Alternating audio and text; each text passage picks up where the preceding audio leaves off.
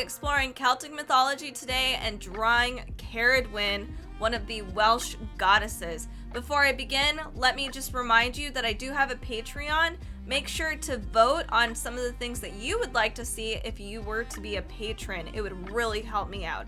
We're gonna get straight to it because there's a lot of information to go, so let us dive in. One thing that I really hope happens in the future is that Celtic mythology becomes more prevalent. With the rise of Viking adoration from populations all around the world, hopefully we will see more love for our other European ancestors, the Celts. Now, this is just a term that is loosely used to basically define a whole bunch of people.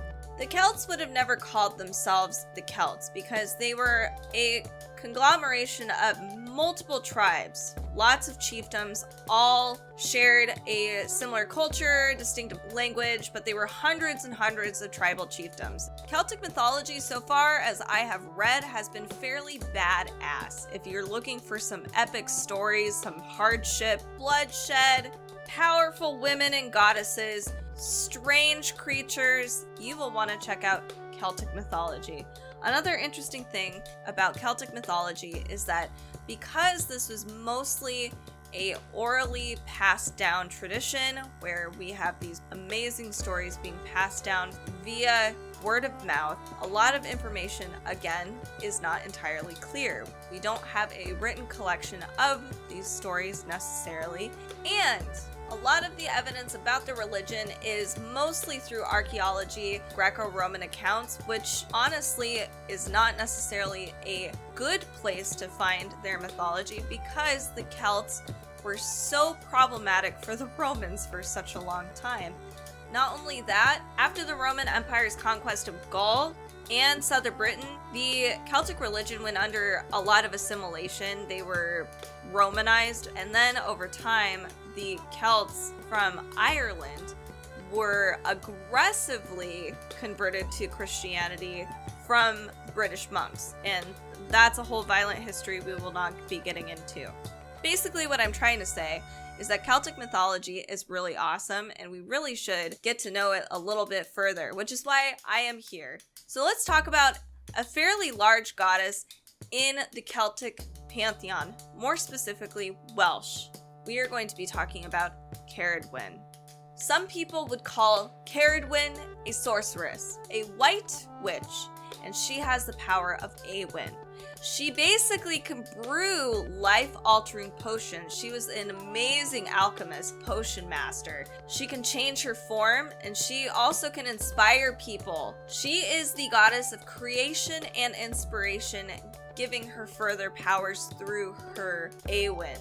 She may be considered one of the most powerful witches in Celtic mythology.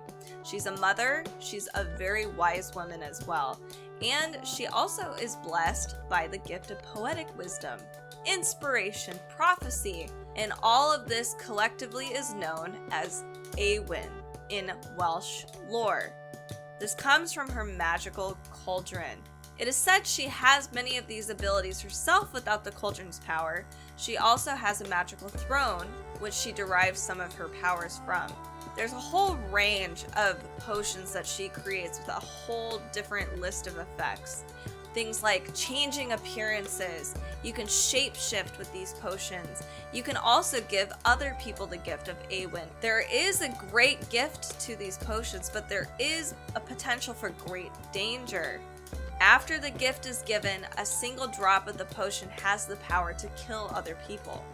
Ceridwen is very careful with whom she gives her potions to because she does not want to cause harm to people. She is a white witch after all. She knows that power does come with a price.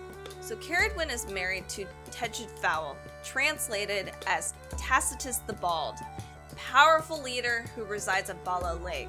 They have 2 children. They have a gorgeous, stunning daughter, but unfortunately she also gave birth to a very hideous, deformed son, and his name is Morfran Avadu. His skin was burned and his mind was warped. You can actually find stories of Morfran later in the stories of King Arthur. So this is where you can see some Celtic lore transitioning into those Arthurian tales. Because of her son's ailments, she wanted to help him. Of course, it's her son. She wants to help him. She was afraid that no one would love him, that no one's gonna look at him, take him seriously, and maybe he would never find a place to be. He would never find happiness. So she wanted to create a solution for her son. Ceridwen thought to use her cauldron to make him beautiful and wise, just like her daughter. So this is when she begins to concoct a potion. But the thing is, the cauldron has to be tended to 24/7. Ceridwen is a goddess. She has all kinds of people to tend to, things to do. And this potion has to be stirred for an entire year and a day. She can't do that, so she needs some help. She asks the help of two people. One of them is a blind man, whose name is Morda, to tend to the fire, and then we also have a servant boy named Gwan Bach, who is the one to stir the pot. But the problem is, and that Ceridwen didn't let anybody else know, is that only 3 drops of this potion holds the power to make the imbiber beautiful and wise. Anything further than that is a deadly poison. So there's a couple variations of the story of what happens, but ultimately, Gwion Bach gets this liquid into his mouth.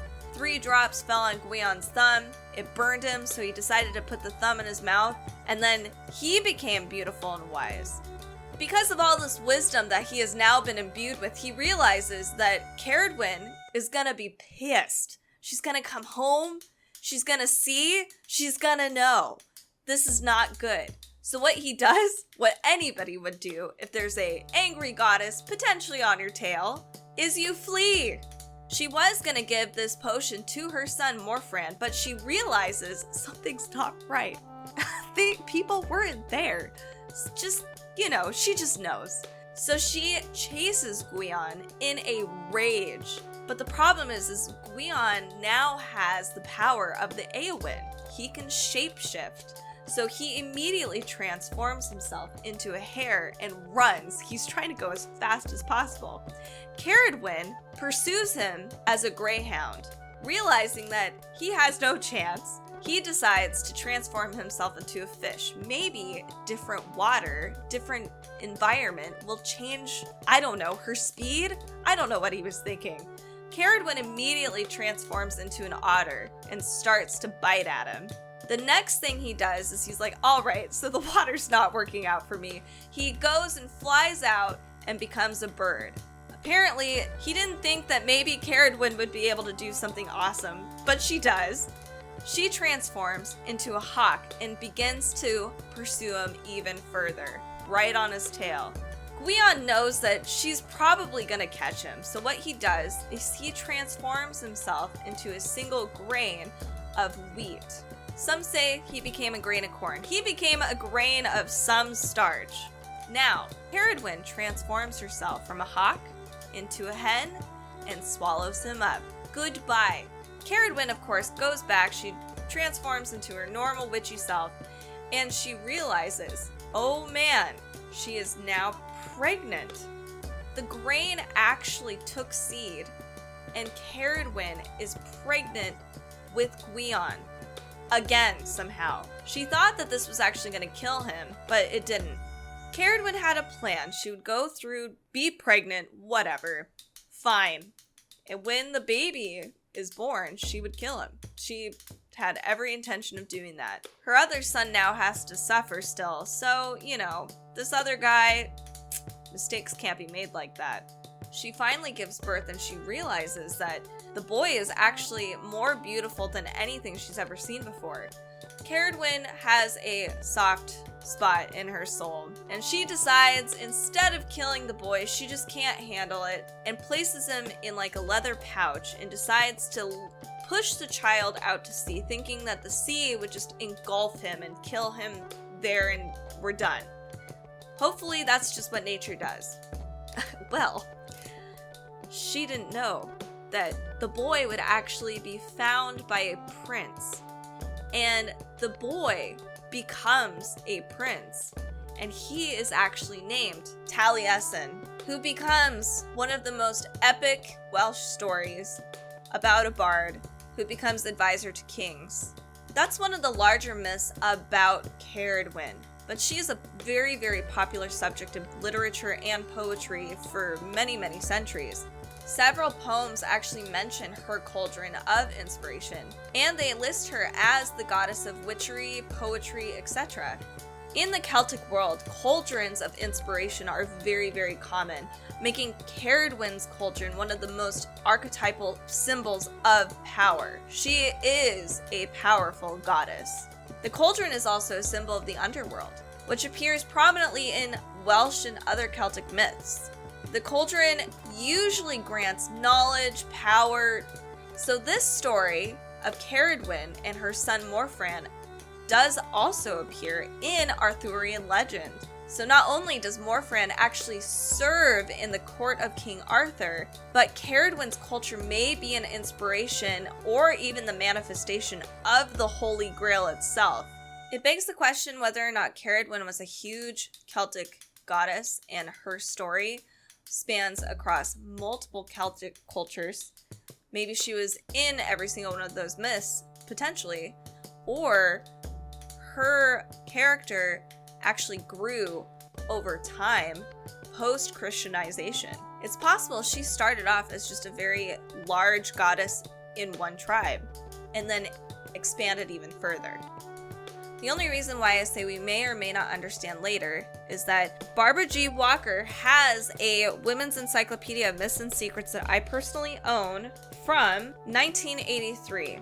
And here are some other examples of what Ceridwen was interpreted as back in that day versus another book that I have by author Patricia Monaghan, which is The Goddesses and Heroines, which is the story I just shared.